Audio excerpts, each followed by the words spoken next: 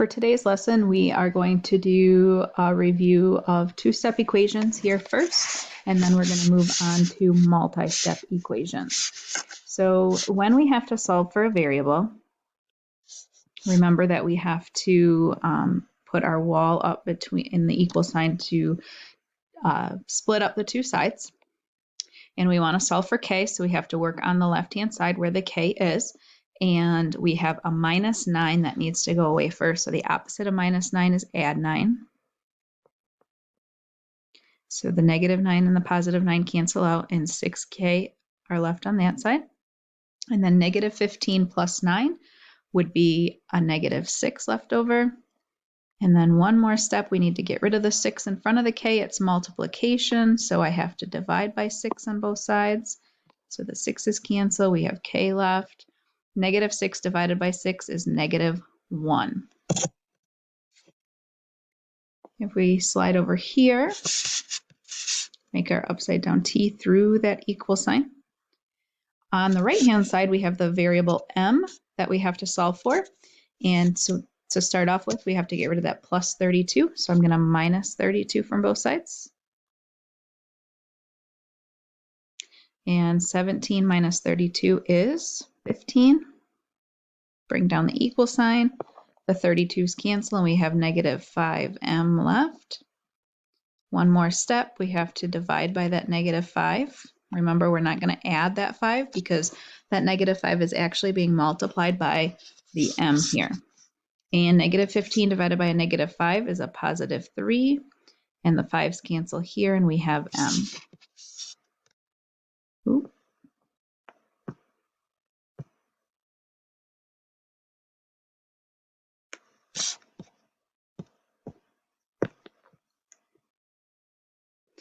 Now, this equation has a little bit of an extra step here. This negative sign in front of the parenthesis is just like a -1.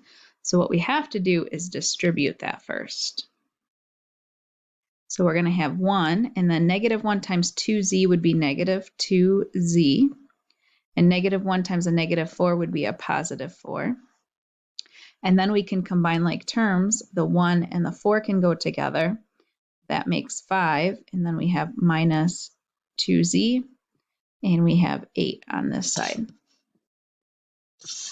So we would have to subtract that 5. 8 minus 5 is 3. The 5's cancel, and I have -2z left. Make sure you pay attention to the sign in front when you're bringing things down. And then I have to divide by that -2. So z on this side, and we have -3/2 over here, which is the same thing as -1.5.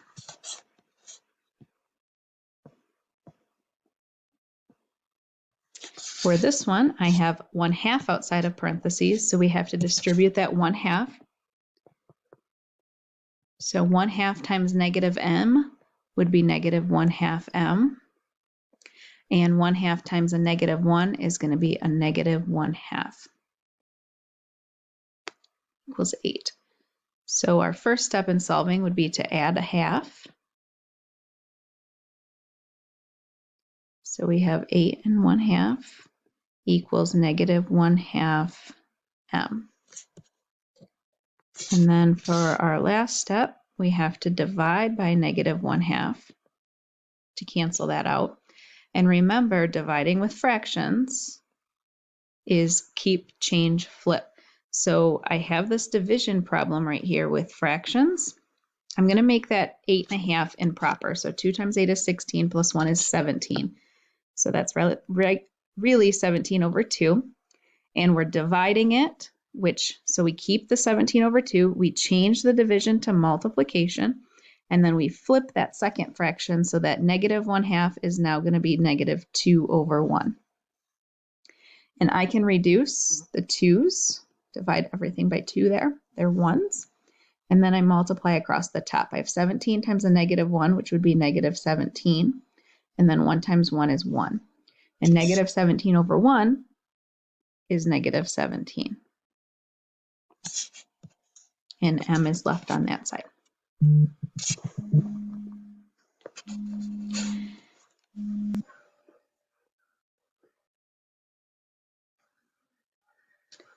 Now we're going to take a look at an equation that has variables on both sides.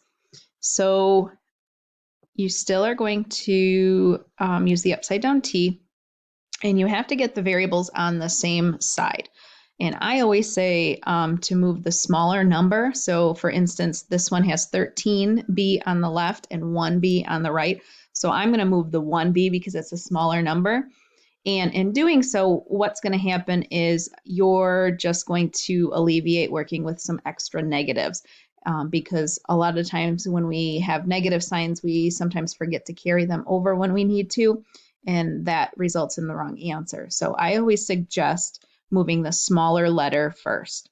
So this is a positive b on the right, so I'm going to minus 1b from both sides. So 13b minus 1b would leave us with 12b, and the b's cancel here, and we just have 27 left.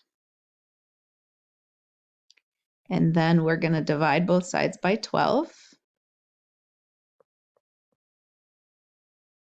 So 12's cancel, we just have b, and then we have 27 over 12 on this side, but we can reduce that. They both have a 3 in common, so that would be 9 over 4, which is really 2 1/4.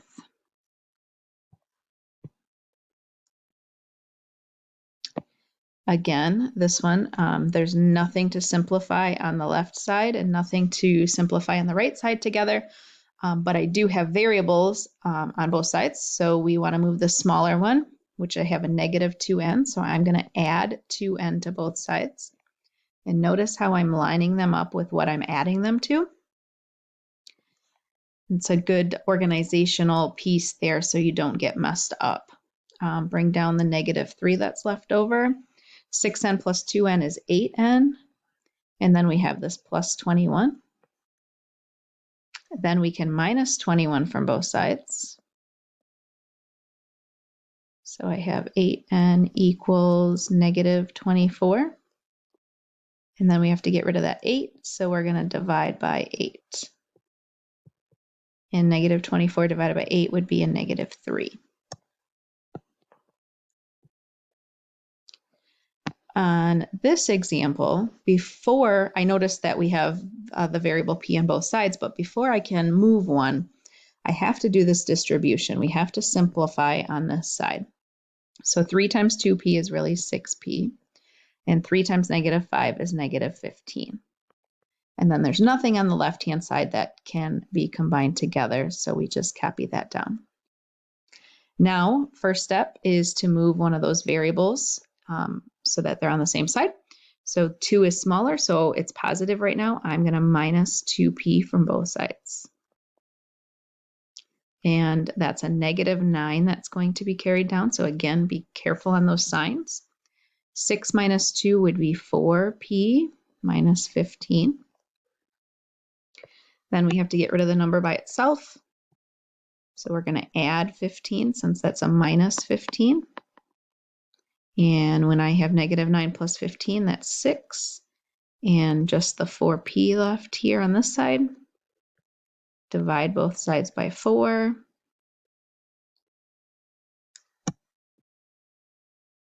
We just have p here. And we have 6 over 4 here as a fraction. I can reduce that to 3 halves, which is really 1 1/2. And then here, again, I see this distribution, so we're going to go ahead and take care of that. 3 times 3t is 9t, and 3 times negative 9 is negative 27. And then on this side, I see a t and a 4t. So 1t plus 4t makes 5t. And then we have that minus 3. 5 is the smallest t, so I'm going to minus 5t from both sides.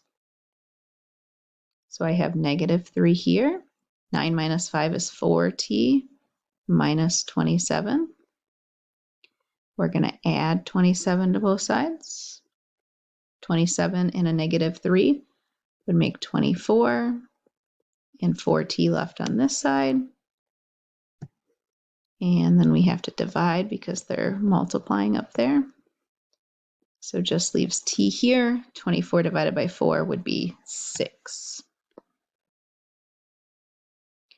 All right. For the last part here, we're going to talk about identity. Identity is an equation that is always true, no matter the value substituted for the variable. So that means that no matter what answer I plug in, it's going to work. So I'm going to show you what one of those would look like if we solved it. So if I distribute, that's the first thing that I notice here. I'm going to have 6 times h is 6h, and 6 times -1 is -6. I'm going to bring down this 3h here, and I'm going to bring down everything else over here on the right side because I can't combine it. I can combine the 3h and the 6h on this side. So that's 9h minus 6 and 9h minus 6 here. Now, if you notice, they're exactly the same thing on both sides. We can keep solving. So I'm going to minus 9h from both sides, and that would cancel out on both. And I would have -6 equals -6. That is a true statement. So that means that there's infinitely many solutions.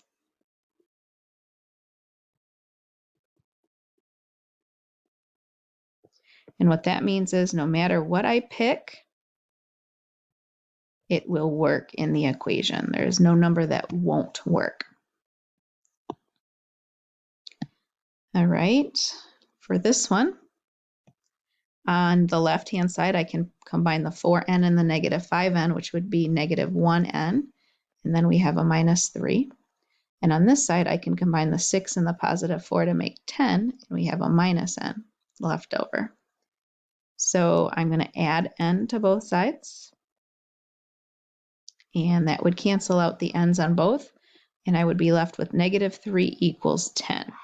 Now that is not a true statement, so this would be a no solution.